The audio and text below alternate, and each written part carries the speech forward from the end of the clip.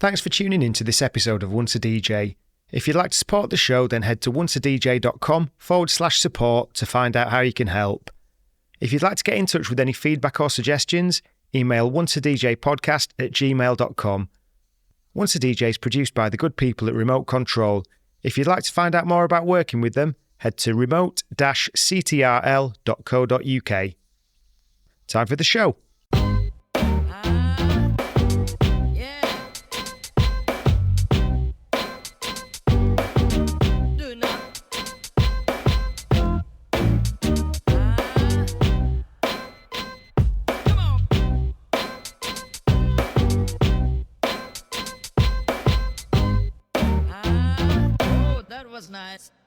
Once a DJ is brought to you with the support of Vinyl Underground Record Store. Since 1993, VU has been shipping new and used underground house, techno, disco, hip-hop, soul and more worldwide from Northampton in the UK. They're your go-to store for upfront releases, repressed classics and deep digging for undiscovered gems. And they're a great crew to deal with who really care about the music and their customers. To show the support to the Once a DJ community, they're giving you 10% off your next order. Just head to vinylunderground.co.uk and use the code ONCEADJ10 at checkout. You also get free UK delivery on all orders over £100. That's ONCEADJ10 at vinylunderground.co.uk. So, welcome to Once a DJ, John Carluccio. Not a DJ per se, as I am aware, but we'll kind of get into this as you've been a huge sort of ambassador for the turntable as a musical instrument over, say, the past 3 decades. Wow. How are you doing today? I'm doing good. I would say I am not a good DJ. What's an average DJ? Let's put it that way. You know? Oh, welcome to my world then. Yeah. Oh no, I'm sure you're very good. Thanks for coming on the show. I think what would be really interesting with this is my first kind of experience of you was your part on Sxratch, which was kind of my Bible for a long time and probably due a rewatch. And then from that it was Battle Sounds, which is your kind of exploration of turntablism as an art form and kind of musicianship. So I'm really interested in, first of all, understanding what your background is with respect to music and art. Okay. Well, my background actually is in architecture. I went to school here in Brooklyn, New York, at a place called Pratt Institute, and I studied architecture, and I was into music. I had friends that were DJs, a guy named DJ AV, who still DJs. He works with Jazzy Jeff and a bunch of other people, and he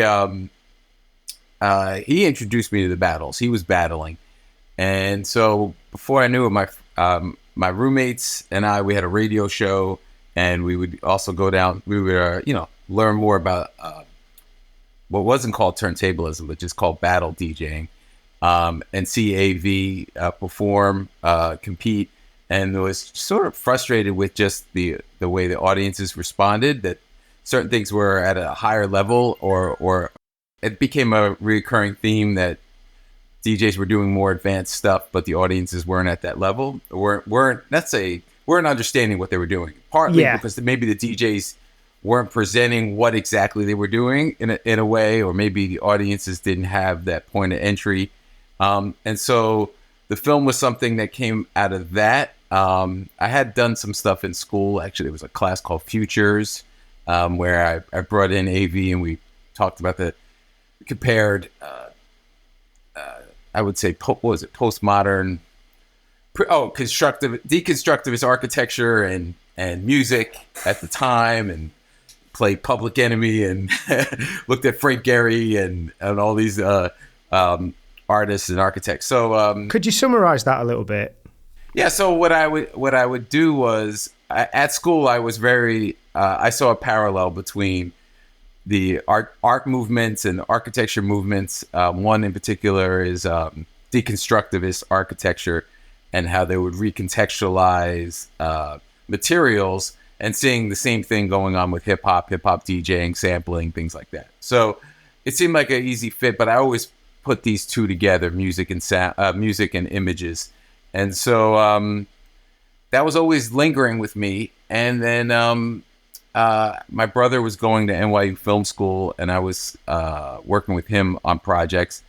And before I knew it, I was documenting this community, and that became Battle Sounds.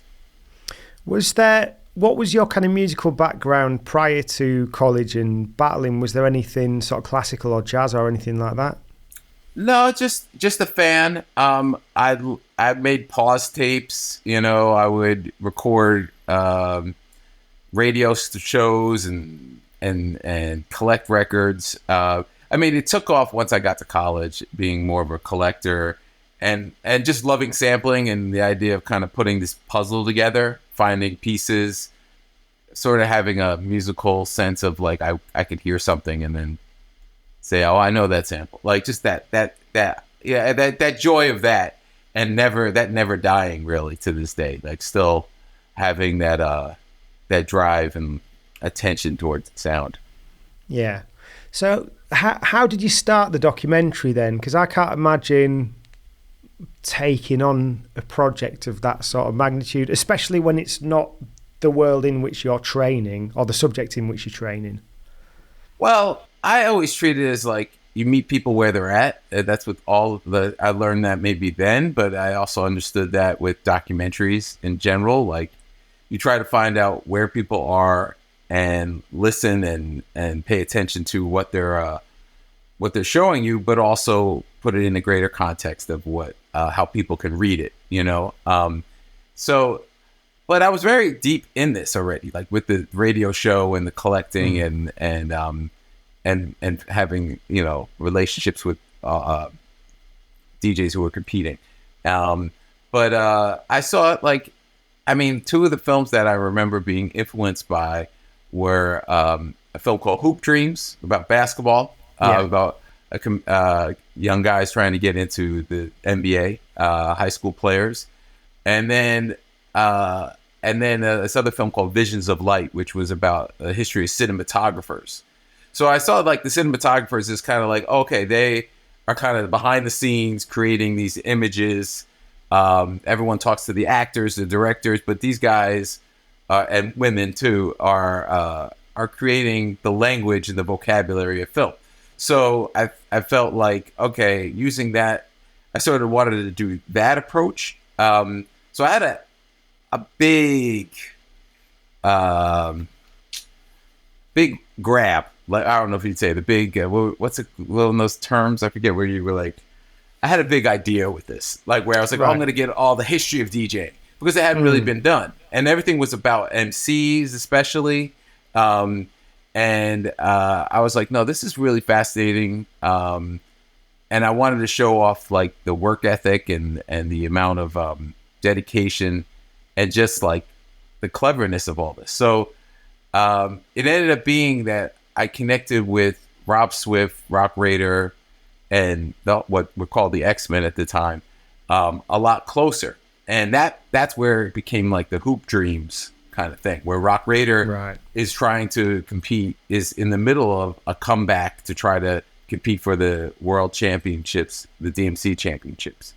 And so, and Rob Swift, who at the time lived only a couple blocks away from me, I would see on the train, and we talked, and then he helped me get access to all this stuff. And so that became more the personal story, and a lot of that became what was called Exercise, which was more of a promotional video for what the X-Men who became the Executioners. Yeah, it was more like a promotional item for them, but because they were approached to do a video, and they're like, John's been there following us for a year. He has all this great stuff. We done all these interviews. We should do something with him. So I packaged like a small video just about them that took off and was sold at Fat Beats and all these record stores all over the world. But meanwhile, I was trying to do this big picture project, which was Battle Sounds hip hop DJ documentary, and that was exhaustive, and to this day really hasn't been fully seen. I mean, I shot like almost 200 hours worth of material with, and it wasn't just me. I mean, my roommate Rio and my brother Paul were definitely big collaborators on that. but I ended up, putting this whole thing together and keeping it going. And so this film, it was like a 5-hour documentary about the history of DJing. It had DJ Premier, and it had Africa Bambaataa, and it had obviously Grant was a Theodore, and Jeff and Cash Money, and a lot of, but all of them didn't get squeezed in. And then there was an opportunity to do. So what happened was, around 1997, the Whitney Museum has this kind of biennial exhibit. Every 2 years, they show off the most important artwork in America, I guess. This guy, DJ Shadow, not DJ Shadow, DJ Spooky. I'm sorry, DJ Spooky was doing some work on that, and he was part of the documentary. He said, "Hey, you guys should try to be part of this." He got us in, and I cut a short version of that long version, and that's what people see today. So I've never really dived back into this really extended version. It's kind of I don't know. We can talk about that, but this thing stuck, and we just kept it moving because it was very hard. It's hard to make it a commercially available project because of all the music and rights clearance stuff, So, how did you feel when the opportunity came to get it in a museum? Because you're kind of the first guy, as far as we know, that was kind of doing this sort of work, advocating for turntablists in this way. And for that to be recognised as art through your work, that must be pretty amazing. Well, yeah, that was the interesting thing here, because I always saw it as an art form. And so for an art establishment to embrace it, I was very happy about that. The other part of it was interesting is, like I mentioned, Fat Beats. So it had sort of like what you'd call a high art following with the museums and art institutions that, like, it played in other museums like the Smithsonian and the New Museum of Contemporary Art in New York City. Actually, we played that. That's how we got the Whitney thing. It's actually played in this other art establishment. So it was great that the highbrow, or whatever you want to call it, the high concept people got it. But the underground heads got it too, which was, Fat Beats and the record stores. And I did an annual event called the Turntablist Festival, where I would show a version of the film and sort of to raise money to keep it going, but also create an opportunity for DJs in a less competitive environment, just showcase what they're doing. And so that also maintained this sort of underground following. So I had that sort of the two ends of the spectrum. The middle ground, mainstream, was not. I couldn't get in that stream, I guess you'd say. Yeah. Because I was going to ask how you financed it. Because did you come over to the UK? We did. So what? It's all self-financed, really cheap. Wow. Really, we crashed at people, like when we recorded in LA. I slept on the floor at Babu's house. Babu's parents' home, or his home. I don't remember who. So when I went to LA, I slept on the floor at Babu's place, J-Rock's place. When we were in San Francisco, Rio's uncle, we stayed at his art studio. In UK, we found these really cheap hotel, kind of youth hostel kind of thing. And we we were young. We wanted to we were into it. It was an adventure. So when Raider said he was when he won, he went to London, we're like, all right, we figured out a way to fly out, follow him around, and come back with him. So it was just, I spent whatever money. I lived cheaply. I really did live very cheaply where I was in Brooklyn. So I had 3 roommates, and it was it was a different time, man. It was a really much different time. Yeah, but I guess even then, even doing something cheaply, it's still a lot of skin in the game. Yeah, I mean, it was high video. It wasn't digital. You had to keep buying tapes, and I got, it was, and then you transfer the VHS tapes and transfer to VHS or beta. Eventually, I invested in that, and then using different softwares. I mean, even the edit that the the one for the Whitney, I had to get a nonlinear editing system rental in the evening. So like from 8 at night till 8 in the morning, it was available to me. It was like off-hour studio time that I had and stuff like that. So Wow. I forgot how much how much was put into this over a period of time. You know, I would say it was from 94 to about 97 was when that Whitney thing was, but I was still trying to get this out to the masses. So by 2001, I think I did the 5th Turntablist Festival. And I think Sxratch was released in 2001. So when they were doing their production, they of course knew about me, and they also they're from LA, so they needed sort of a New York representative to help be an advocate and make some suggestions and sort of just be an advisor on their project. Yeah. When you were filming, did you have to be careful with any of the footage? Because you were filming, say, like Roc Raida's going for DMCs, and I guess some of the other guys were going into battles. Was there anything where anyone was like, "You're not filming this"? No, actually not, because of the way that you could share stuff wasn't really the same. So the only thing that was, it was like, can you get me a copy? It was more like, if you film this, can you give me a copy of this? Yeah. Right. It was more that. And, you know, it's so funny. That's true. There was never a, like, I think there was always an assumption that I would not share someone's DJ routine that they're practicing. Yeah, it's so weird. Like, I guess the way people operated with camera gear back then, it wasn't like, it would mean a lot if someone recorded you at your home and it was all of a sudden you see someone else had it, unless they were your friends. You know what I mean? So there wasn't that much. There was one guy who loved Roc Raida who was like, "Hey man, what footage do you have of him from this battle or this battle?" Because it was just hard enough to get the battles. Like, you know what I mean? Because there was just like the new music seminar battles are very difficult to find. But no, nothing like that, which I guess is a really good thing. That meant that I earned their trust, so that's really great. Yeah. Once a DJ is brought to you with the support of Vinyl Underground Record Store.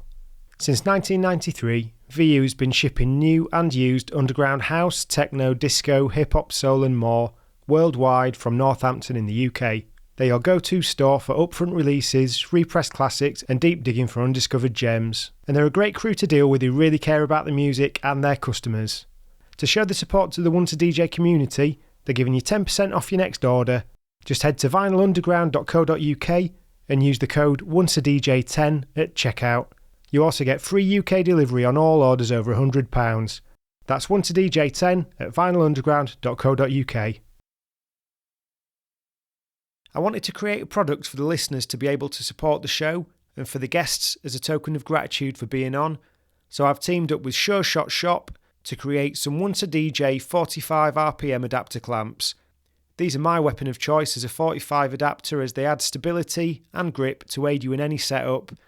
These are available for £25 each plus flat fee postage from onceadj.bigcartel.com, and if you'd like to see the other models you can buy and also customise, check out Sxratch.com. So there's the earning the trust, and I guess as well, like you say, because there wasn't maybe an experience of someone leaking something like that because it was so hard to do. Maybe it wasn't as much of a consideration either.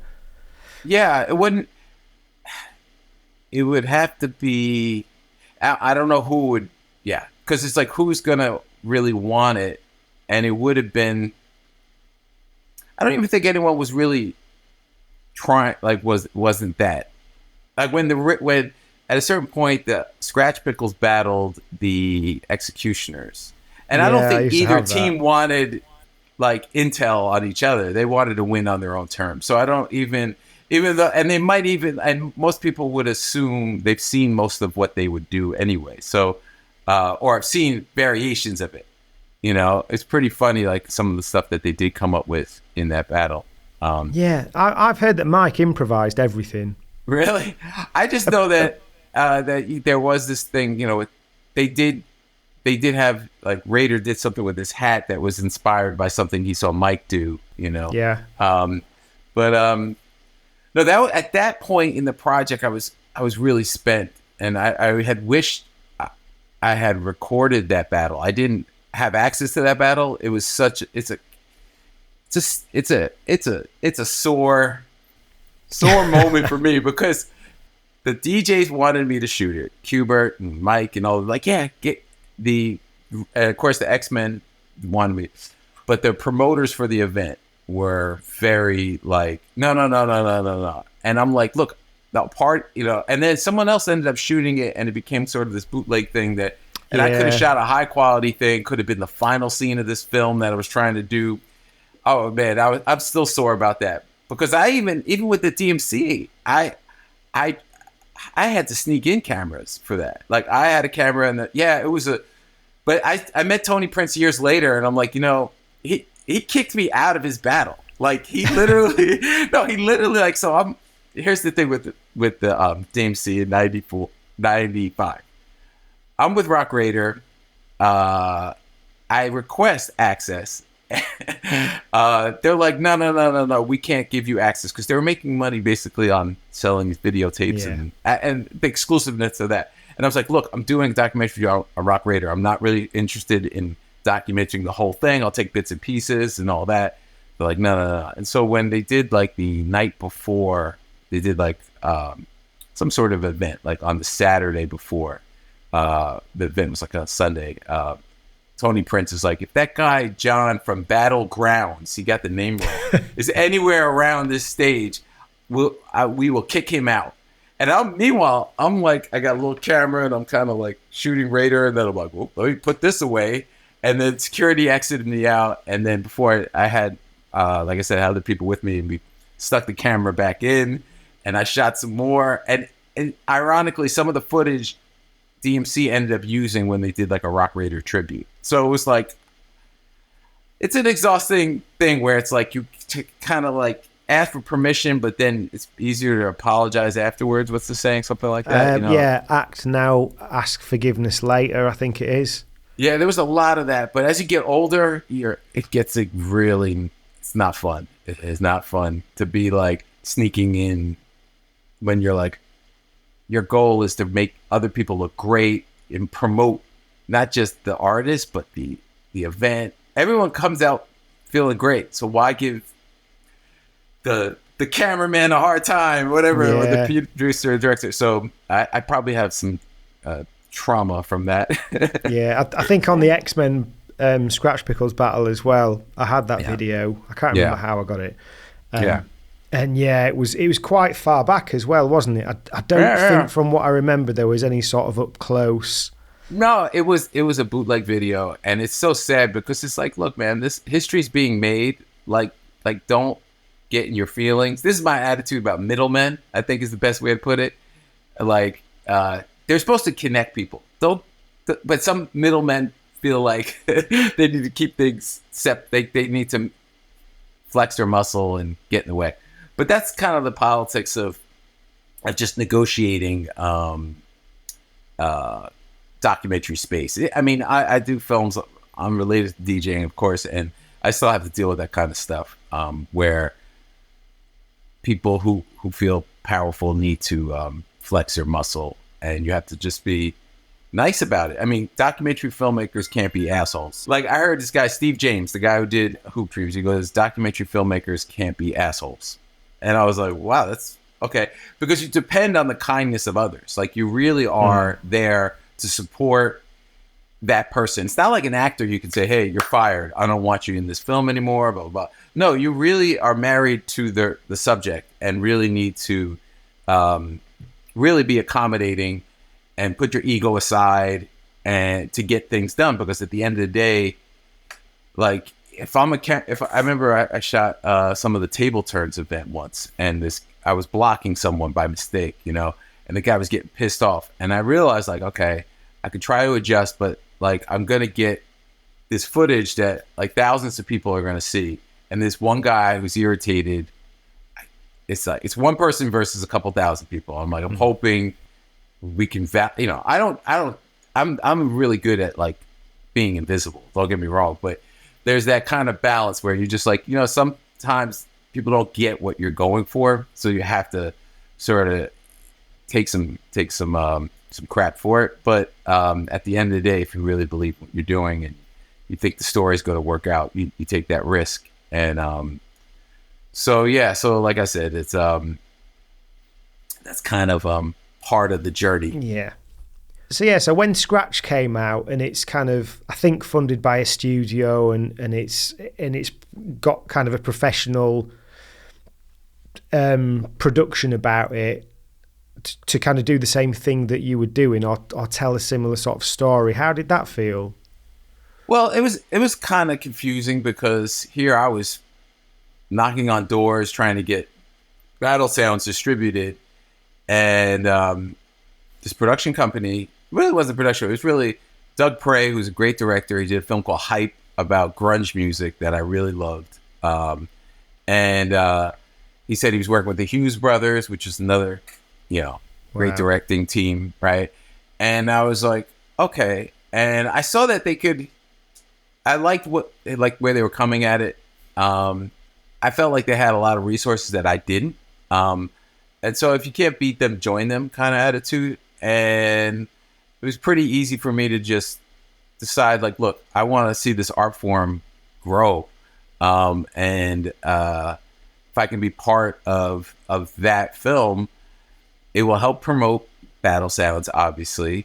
It will help. I want to see it done well. So I want certain people or not just certain people, I just want DJs that I've already have access to be celebrated. So it was good to be part of it, and also kind of see, a higher end production do something, like be part of something, as opposed to this grassroots independent style that I had. He was still an independent film, but it was a little bit, it was another level higher or more advanced than I was. So I got to, when they went to Sundance, I got to see it at Sundance.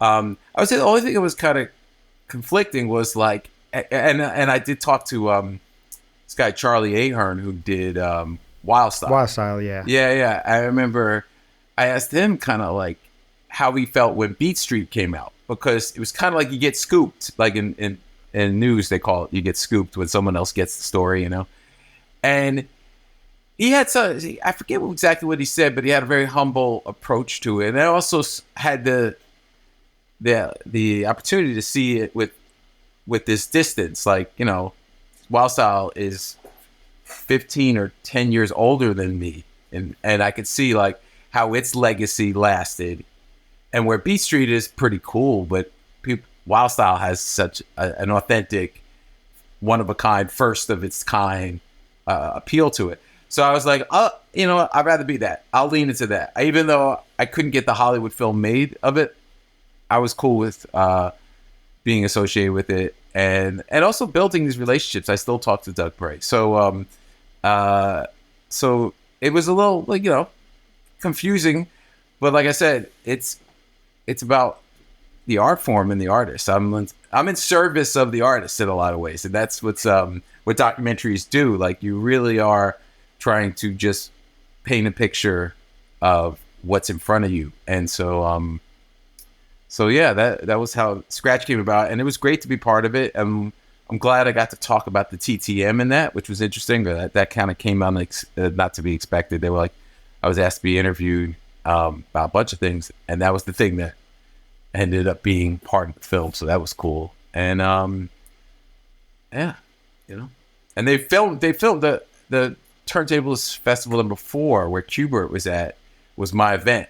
So it was great that it'll help also promote the Turntablist Fest as well.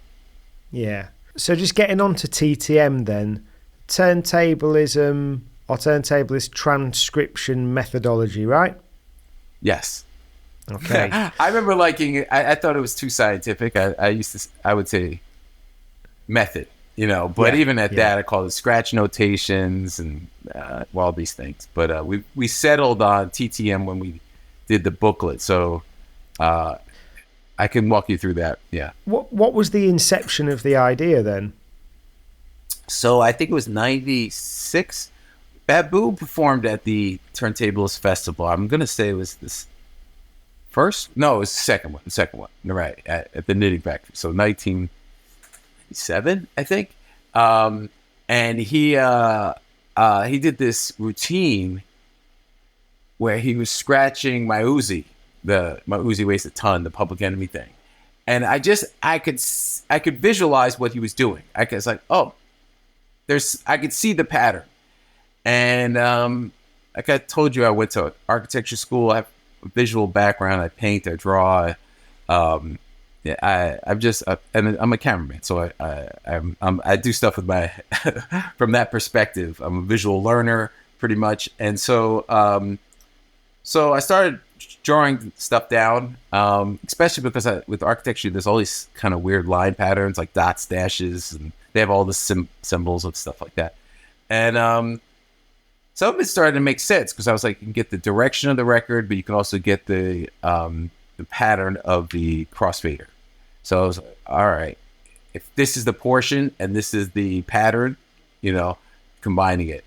And I basically worked on it, had my tracing paper and did the whole thing. And then started building it a little more, showing it to DJs and like you guys like Rob Swift and Babu. And it became a thing that people like started to talk about. They're like, oh, this could be cool. But it was sort of it was a hard thing. Like, how are you going to do this automatically? It's just like, it took forever to draw certain things.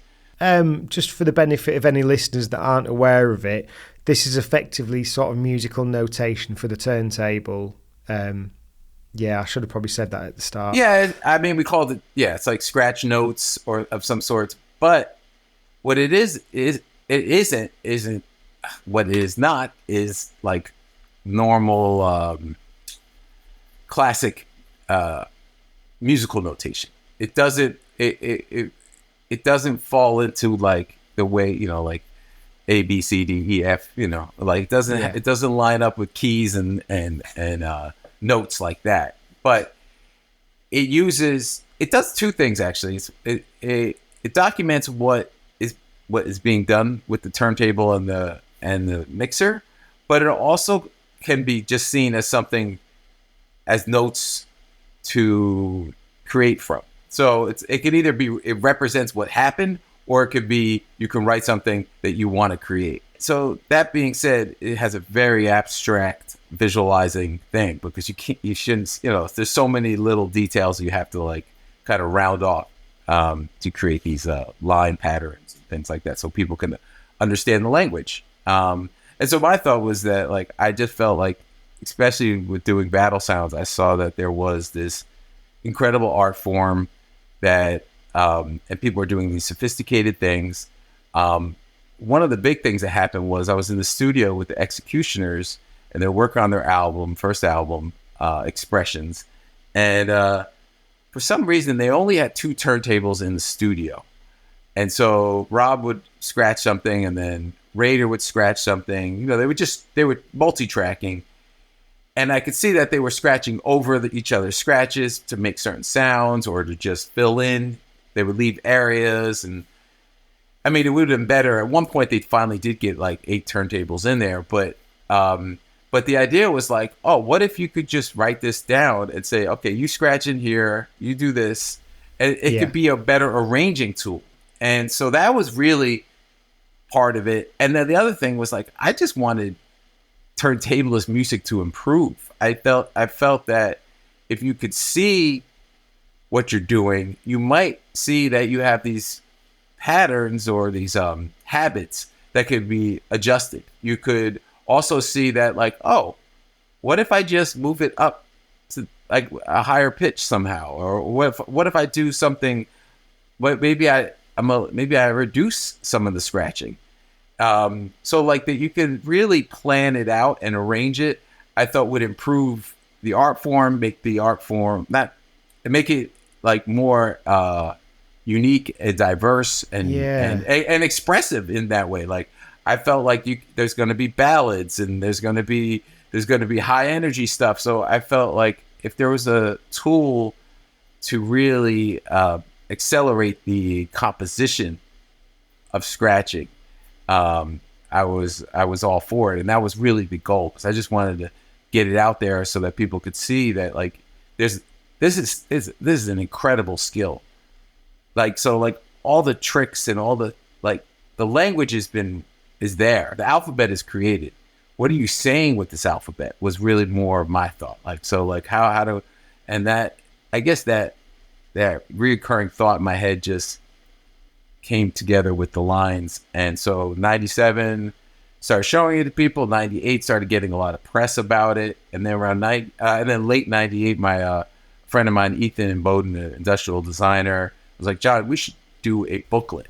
And I'm like, sure. Yeah. And he was doing his thesis he went to Pratt as well. He did a thesis on like he designed like a innovative Sxratch turntable and stuff like that. And so he had all this, he had a great working knowledge of not just DJ world, but industrial design. So me coming from an architectural design, it was just really a good fit. And then, but neither Ethan or I were like super advanced turntablists. And then a guy named Ray, DJ Raida, he came at the end and helped with more of the advanced scratches. And he was super valuable in getting those kind of like, and introducing like some of these kind of open fader ideas. Unfortunately with him, I had to disassociate myself with him. I don't know, that's kind of a weird situation, but he splintered off and he's doing his own thing. But he was very valuable. He was, for the project, I gave him a lot of credit. And we even did a whole bunch of stuff for a magazine called Sxratch, the magazine. So we got Sxratch the magazine, Sxratch the movie, and Sxratch the software, right? So that brand is pretty popular in name wise. But anyway, that gives you a little insight on how the booklet came about, and it just we gave it out free, and it was just a really important time. It was amazing how, like, I think we gave out the booklets at Turntablist Festival 4. That's where Q-Bert was at. So that moment, I guess you'd say February 2000, I think it is. Yeah, was a big moment. That the booklet, Q-Bert, Sxratch documenting it, or Doug Prey documenting it. You know. Yeah, it was a nice moment.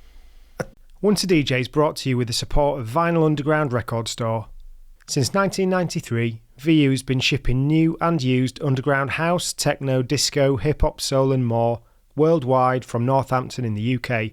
They're your go-to store for upfront releases, repressed classics and deep digging for undiscovered gems. And they're a great crew to deal with who really care about the music and their customers.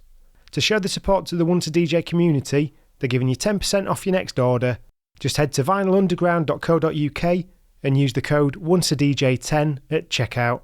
You also get free UK delivery on all orders over £100. That's ONCEADJ10 at vinylunderground.co.uk. I wanted to create a product for the listeners to be able to support the show and for the guests as a token of gratitude for being on, so I've teamed up with Sxratch Shop to create some Once a DJ 45 RPM adapter clamps. These are my weapon of choice as a 45 adapter, as they add stability and grip to aid you in any setup. These are available for £25 each plus flat fee postage from onceadj.bigcartel.com. And if you'd like to see the other models you can buy and also customise, check out sxratchshop.com. I think that's really interesting what you said about using it as a tool for arrangement and space. I'd never thought about it. Like I'd purely thought about it as understanding techniques rather than sort of composition and arrangement. And what you were saying about kind of how you see things, because I kind of think about that with beat juggling. Like I want to be able to see the patterns. Yeah. And it's like, is that some sort of synesthesia? Is that the term? What's that defined as? So synesthesia is like when you might associate a unique number with or a number with a unique shape, or you can hear colours and that sort of thing. I guess, yeah, that would be a way of describing it. I think so. Yeah, I might not be quite right, so I'll have to check that afterwards. Yeah, I do also recall that A-Track around 99, early 99 or late 98, I met him and he showed me his system, which is very similar, but it was like these hard lines with like hash marks and stuff. But it was used as notes. Like he was using it like, he's like, I got to do these amount of scratches here. I got to use it, you know. And I found that to be fascinating too, because it was just, people were needing a tool to organize their thoughts and saying like, I'm going to crab here. I'm going to do a crab scratch here, a flash scratch here, orbit here, whatever it is. And instead of having words, it was like, you could be a little bit more nuanced. And then and eventually, you know, my style had a little bit more of this curvature drawing to it.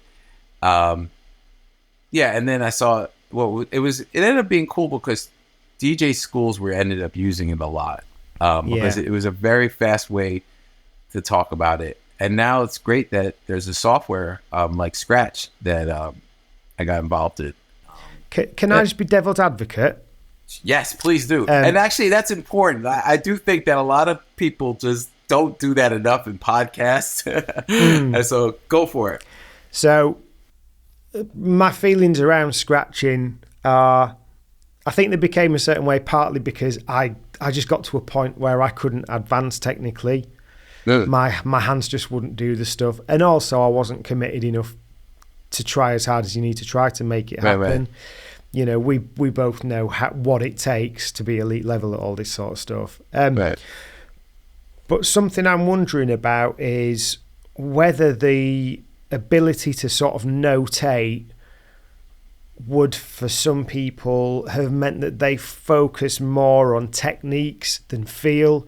Like I've been at scratch jams and I've watched scratching where people are just like, right, I've got to do my 3-click flares and my swung delayed flare orbits and they'll just be like doing the same technique for sort of 4 bars or whatever, and rather than kind of relaxing with it and just flowing. Okay, 2 things in this. One, when we first started showing this booklet out, there were people would tell me directly, people I knew who were cool with me too. They would say, I don't care. I didn't go. I'm DJing I don't need this educational thing. Like, it's too scientific.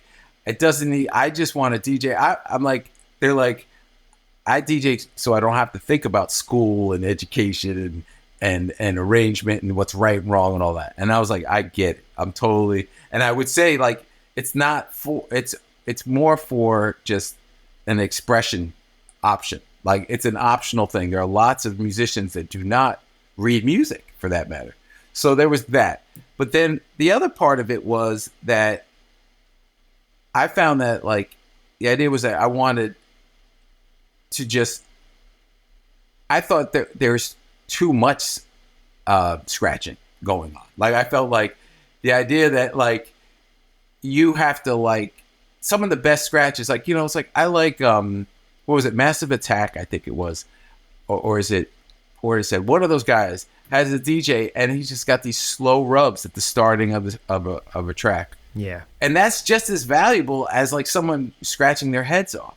And it's about when you scratch, where you scratch. It's about composition, about the overall art and that balance. And my thought is, like, if you can kind of see it, you can see how out of balance it might be.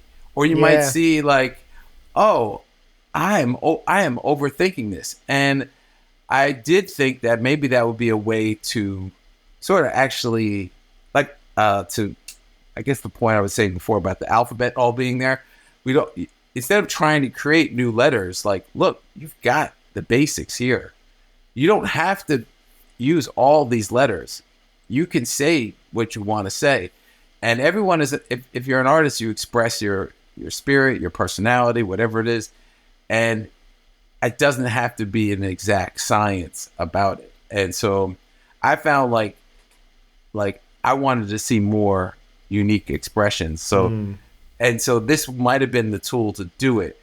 I think some DJs might have gotten caught up in like the competitive nature of just like, it's like a video game thing. Battles tend to get, that battle mentality seeps into a lot of things. And I'm like slowly pushing away from that competitive space to just be, you're an artist. Say something. What are you trying to say? like really. And if you're only looking at other DJs, that's really a problem too. Like you have to be looking at, like, even when I would talk to Q-Bert, I remember, so pre-internet, you talk to people on the phone, and so you'd get sometimes you get random calls like, yeah, hey, I'm a DJ from Idaho or something. You're like, yeah, I came across my newsletter. I had like, we printed out like these 11.5 by 17 piece of paper that we came like a 4 or 8 page kind of newsletter, right? And we wrote, the first time you saw the definition of a turntablist was in this newsletter. Babu told me, I wrote it down. I said, is this how we should define it? He's like, perfect. It's in print, you know? So anyway, I sidetracked a little, but you would talk on the phone. So I remember talking to DJs that were like, just kind of picking my brain. They're like, hey, do you ever talk to Q-Bert or these guys? And I'm like, yeah, I have. And they're like, who's he into? Like, and they're like, I'm so into him and his music and all what he does. I said, yeah, but you should look at what he's into. Like, he's into Jimi Hendrix. He's into Miles Davis. He's into these other artists. He's studying their patterns. Like, that idea of being inspired by other artists outside of your medium, or even if it is music, outside of your genre, is the only way you're going to, not the only way, but one way that you can excel. So I found that to be fascinating, and I thought like, oh, maybe there is certain patterns that you could pick up from a jazz artist or from a guitarist or something, and apply those patterns as a turntablist and say something with it, not just show off moves. I mean, I recall one of the knocks on breakdancing or breaking was that it was just a lot of moves, just like a lot, and there was no dancing.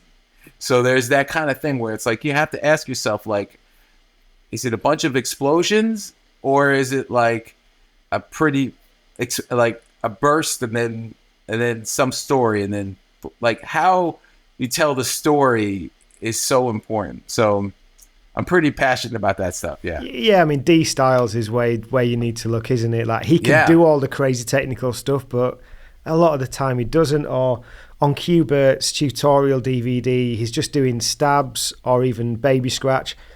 And even though he's doing the most basic movement, there's just something about it. It's just still got a funk and a certain way of a certain type of expression to it. Yeah. And it was, I was lucky enough because like for years I worked at Dubspot, a music school, and I would get to like interview and document like a lot of musicians. And I got to meet, I did a project with Molly Mall called what was it called? Molly's Secret Recipes or something like that. Molly's Secret Recipes, something like that.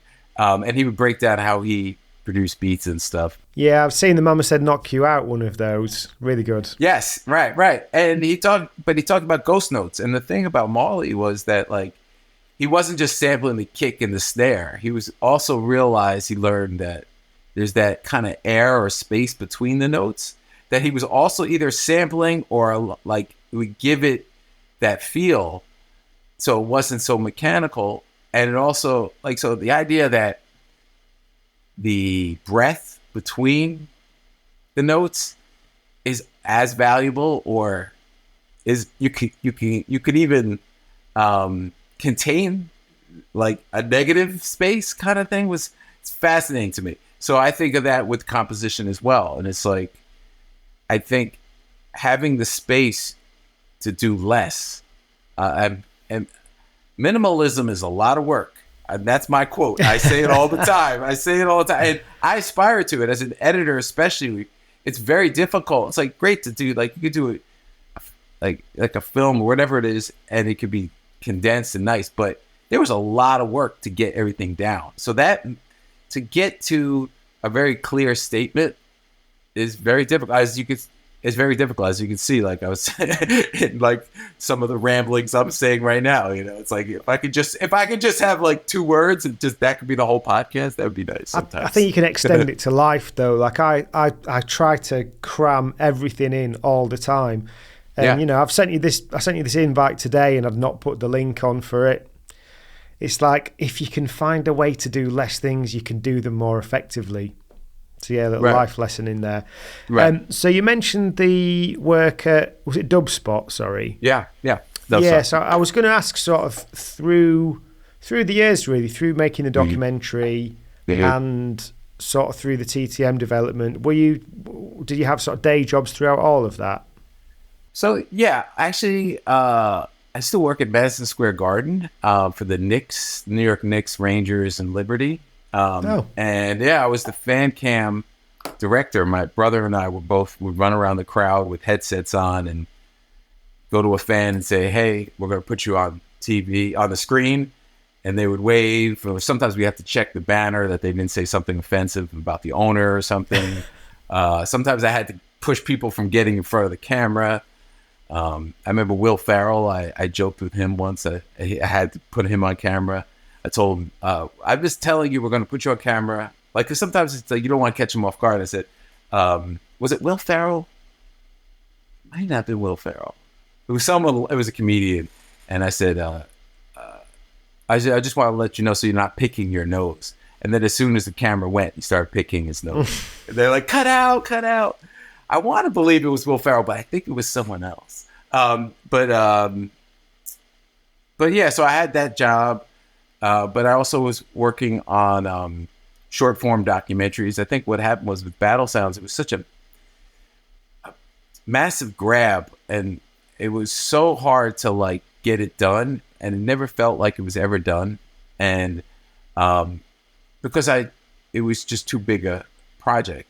And so I went to short form, and I worked with this network called Current TV, and I did about 20 to 25 short form films for them. And it was great. I got to explore a lot of different topics, artists, musicians, painters, and all over some news stuff.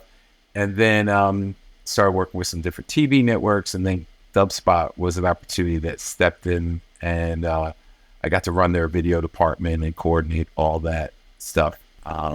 Was Battle Sounds the door that opened? Not really. Honestly, it was, I think because it was so rough, and it wasn't that polished. Yeah. And I was kind of late to the game. I started like I said, I didn't go to school for film, so it was like I was in my, I think I'm 25 to 30 area. I think I might have been 30 by the time I was finished with Battle Sounds, or technically finished. And yeah, getting work in the industry was very tough. And so it was more like just do it yourself. And they had this term called, it's producer, editor type for news. The horrible term, predator, they tried to call it. I'm like, this is not good. I can't call myself a predator. But they used it. It was an industry term. And I was kind of a go-to person that people knew that I would shoot it, I would edit it, I would turn it around fast. And I did enough of that it got me to work at this one TV network. So, and then when I would talk, then every once in a while, like I would be documenting some sort of hip hop or DJ related event. And the DJ usually would jump out behind the thing, yo, John, what's up? And people were like, how do you know this guy? So it was kind of like my little secret that people didn't know that for many years that I was so invested in the DJ world. Yeah, I always stayed in touch. And then when DubSpot opened up, it gave me an opportunity to reconnect with a lot of people. DJ Shifty was a big part in getting me that gig too, which was cool. It was like, yeah, he met me at a Knick game once, and I didn't realize it. He's like, I was working, and his dad came over to me, and he's like, see that kid up there? He was like a little kid. And he's like, that's my son. He's a DJ. He's going to be a big DJ someday. I'm like, okay, all right. And then so fast forward maybe 5-10 years later, I'm working at DubSpot, and for a couple times, I must have worked with him a couple times. We talked, great relationship, really, really fun. We had a lot of fun together. And maybe on a third project, he tells me that story. And I was like, oh, no way. That was you? I barely remember that, But one of the cooler videos that you can find is the Shifty DMC video we did. It's kind of like he played different DMC winners.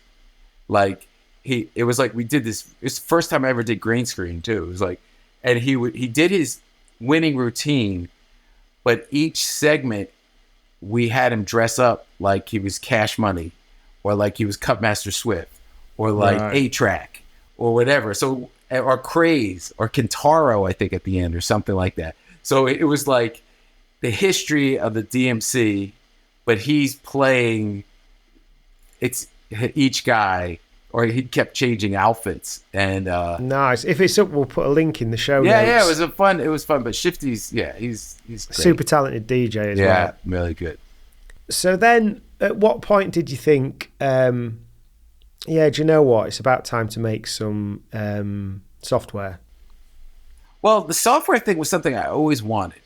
I am not a software designer, but it was, and I had meetings with different companies that were trying to do things. But it was this company, Sxratch, and that's spelled with an X, right, instead of a C, that was doing something. They reached out to me, and I was going, I got invited to go to the Sample Music Festival, where they were also going to be at, or at least Bob, the guy who was, Bob, who designed it. And we ended up building a relationship, and because I had this foundation, because it was based on the TTM, and I had all these relationships already built in with that transcription system, and I'm passionate about it, and I ended up becoming creative director of that software, and so or in a company, whatever. So with Sxratch, I became the creative director of Sxratch, and just it helped really promote it and really develop it. We've been really fine-tuning it. My thought is like, I'm about getting it to work, getting people to like it, enjoy it, and need it. Like, they really need it. Let's give them something that they need, and not just something that's just like an idea. Like, it actually works. It actually has you can actually do stuff like teach with it, like where you can it can draw the line and you can scratch over it to kind of match it, like a Guitar Hero. There's so many things that are coming out with it that it's pretty exciting, and I'm really happy. So effectively, just for anyone listening who's sort of interested, it visualizes the scratching that you're doing. It kind of puts it into the turntable transcription methodology. Yeah. So it's a way. What I found interesting is kind of when you kind of explain more about it, it's a way to look at how expressive you are and aren't with your scratching, and I guess like we've just been saying about how much space you're occupying with it and all that sort of thing. So you can kind of use it to really get into how you can slightly change, adapt, and evolve your technique, phrasing, musicality. Right, because there's even ways where you can scratch, you can play it back, and you can turn off your fader so that you can just see how you're moving the record back and forth. That's it. That alone is it's like educational, like to see like, oh, okay, this is how, and then you can turn on your cuts so that you can see where it is. You also, there's a way where you can swap out the sample. You can remove the beat that you're recording under. So like, let's say you want to export it and use it for something like some recording. You can change the pitch on it. There's a lot of opportunities to do things in the educational space. Obviously, we're looking at it more like a trainer. Like, so let's say you really just want to like get your chops up. You can use it and sort of like, and just warm up with it. There's a lot of things that could be done, whether it's performance, whether it's production, like as a tool, like a VST or some kind of plugin. But the idea that also could be a display item, like something where someone's scratching and you can see it behind them, or you can see it on the screen. Like it could be a visuals opportunity, which I think could be great, because then it's all of a sudden you're like, oh wait, all that stuff that they're doing, that oh, that's it. Like there's an element of not understanding what's going on because of the nature of the turntable being you can't really see it. I mean, there are some DJs that have tilted it up a little, or they have controllers where you can see them and things like that. But or there's an overview camera. But the idea that maybe you can see it in an abstract way, that there is some complexity. That might be impressive to people, but they also might be impressed with just like I said, it might be a very minimalist kind of graphic, So. And I think with hip hop, this is something I've thought about in different ways, particularly through speaking to people in this forum. I guess it's going to be a matter of time really before someone looks at it and just finds a way to use it that's just beyond anything you've considered. Yeah, I couldn't imagine. It was so funny. I talked to a DJ instructor out of Texas, this guy DJ Gons, and he was using it in one of his classes, and he realized that like students, when they were like releasing the record, they weren't like kind of like pulling it back and forth and then releasing it. They were just like at a cold start.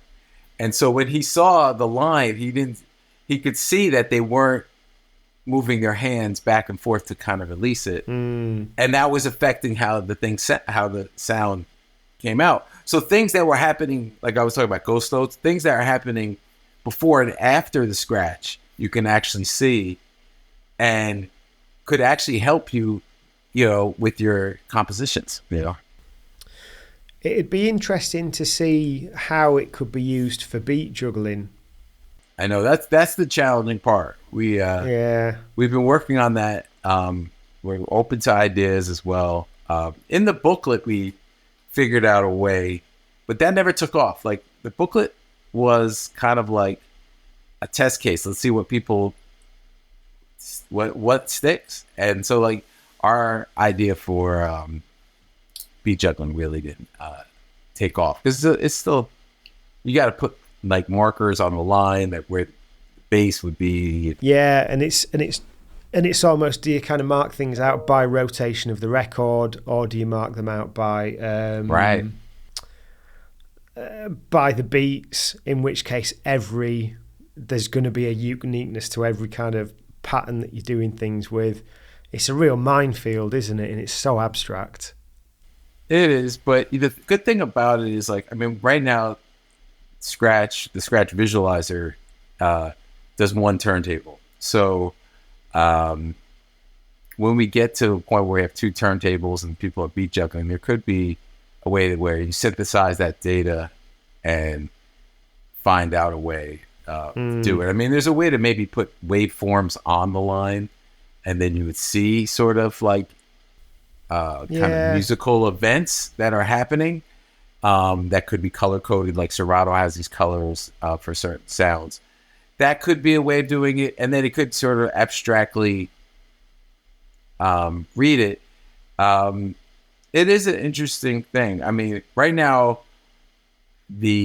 trying to get just the scratching part of it right is where we have to put our priorities. Yeah, so. And are you still looking for beta testers? Yeah, beta testers. We have a few. We're always looking for more. I think they can find us on the website, or we can figure out a way to get you a link so that people will test it out.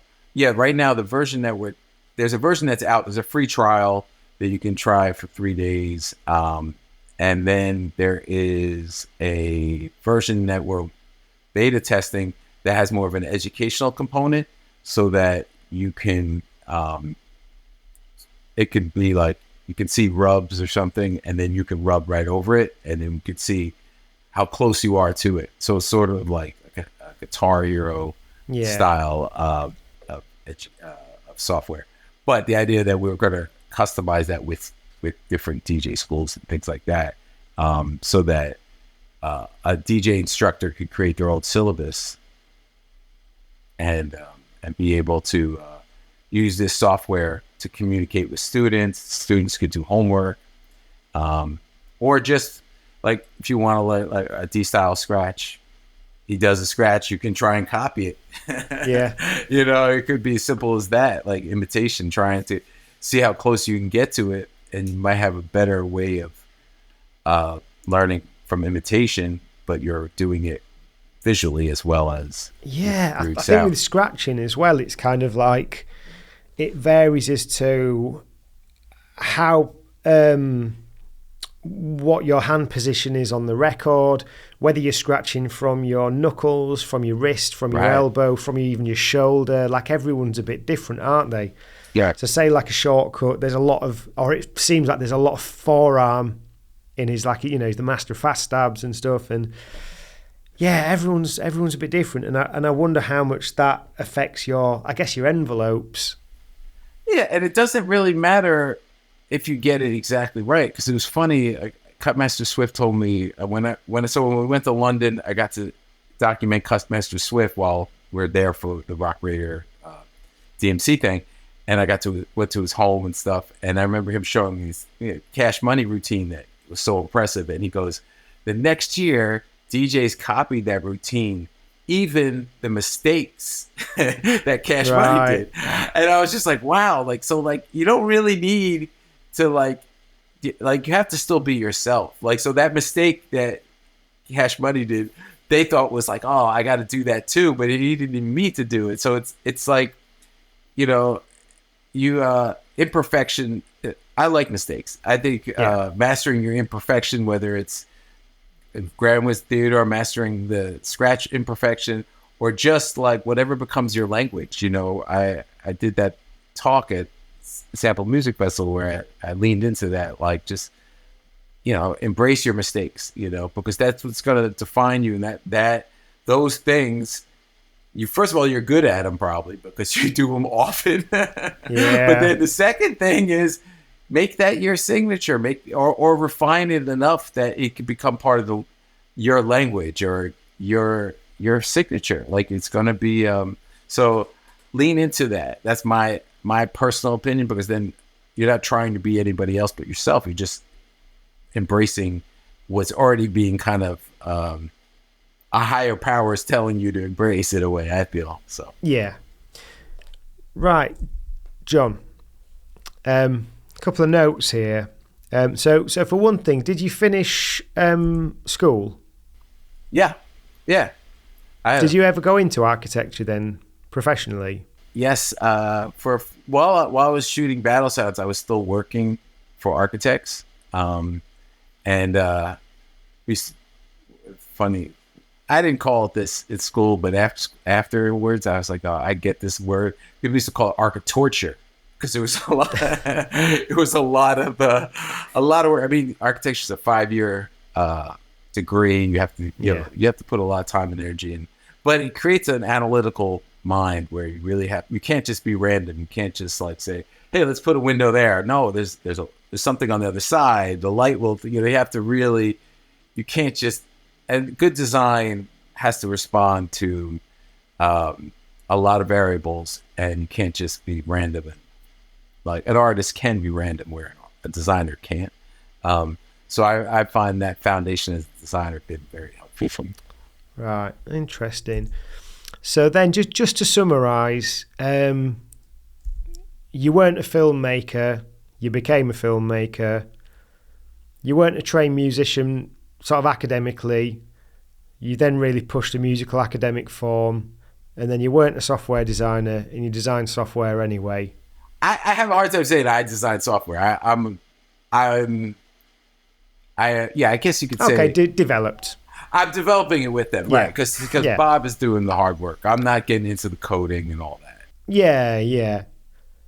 It's just interesting that you've had these few things where you're not from it, but you kind of make it happen anyway.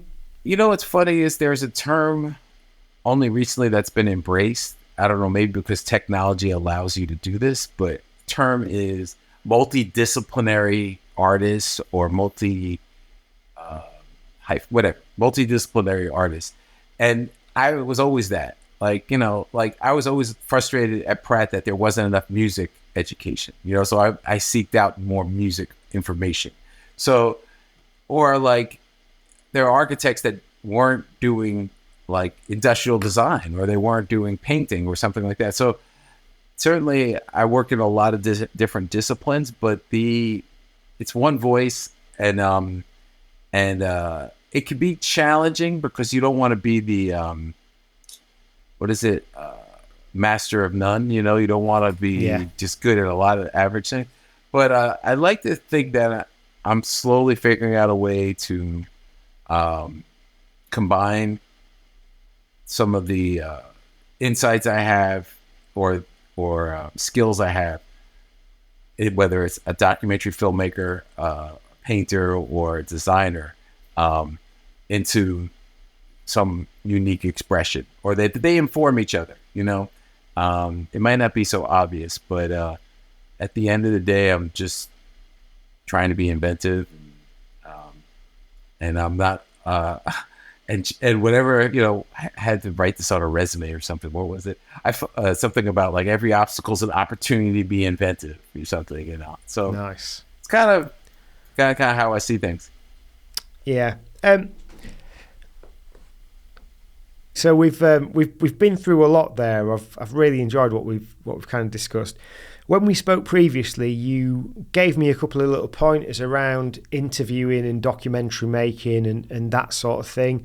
Are there any other sort of key bits of advice that you could give me around this project, basically? Because I've got other projects, podcast-wise, documentary-wise, that I'd like to get onto at some point. And I've learnt a lot through doing this, and I'm looking forward to applying the things I've learned elsewhere. But is there any sort of key things that you would advise me to take with me?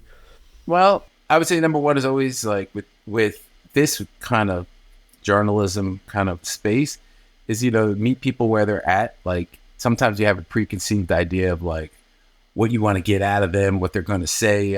I've seen interviews where people will make people restate things in a way not that it could be really inappropriate. You're like, that's not what they're trying to say. Like, let them be their way, be who they are, and they'll show you something else, you know. Meet them where they are. So that's an interesting one in terms of, because I have varying amounts of research that I do for these. Sometimes I do loads, sometimes I don't. Sometimes it's too much, sometimes it's not enough. And I think, sometimes there's definitely something in mind in terms of as soon as sort of reaching out to someone, it's like, I want to explore this sort of thing, and it might not be the thing that someone's kind of wanting to discuss. So it can be difficult. It can be difficult. Sometimes I've found that like I'm like, I can't wait to talk about this with some person. I forget what it was, like a topic. And they're like, yeah, like, I don't even deal with that. That's not even how I see things. And you feel a kinship. You're like, that person must think like I do. And so then you're like, I want to talk to them because you want to know how they got to that point. And then you find out that like, oh, wait, no, that's me projecting onto this situation. They're telling me something else. And what's weird is very uncomfortable is like when you play it back later and you listen to it, you're like, oh, man. You're always going to, I don't know, for me, I always found myself listening back to stuff. I'm like, you would second guess it. And at the end of the day, like I was talking about mistakes, I'm like, yeah, but a lot of times something being missaid or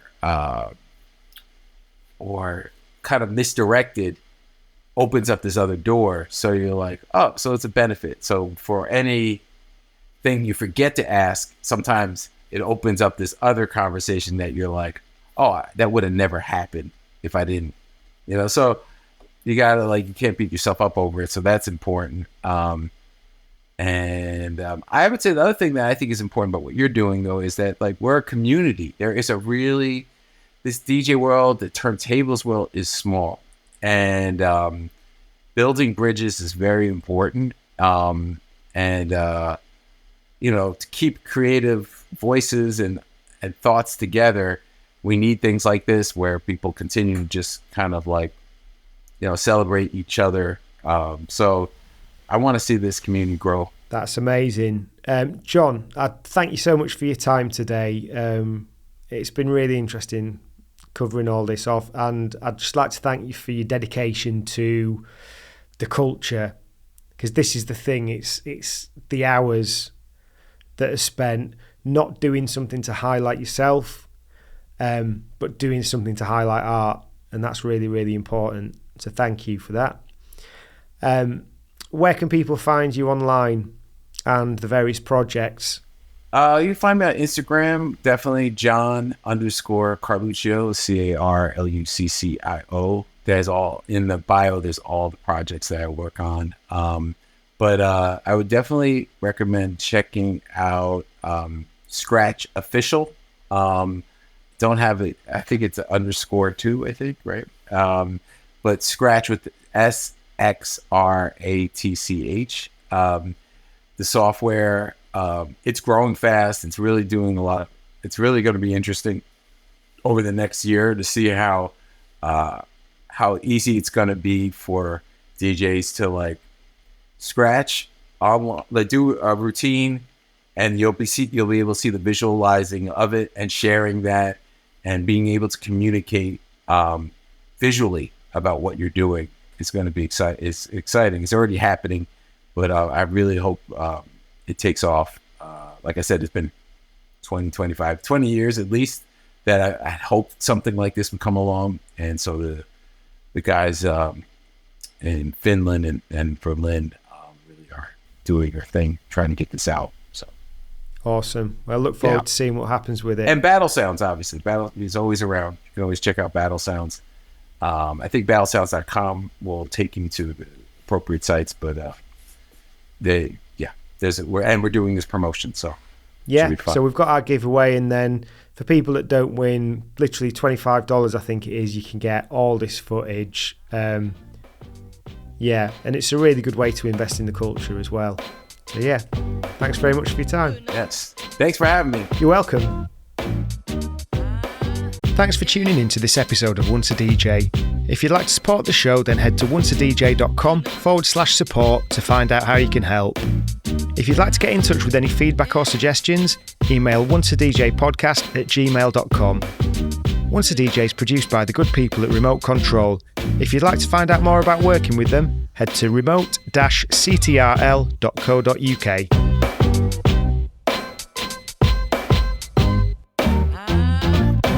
Was nice.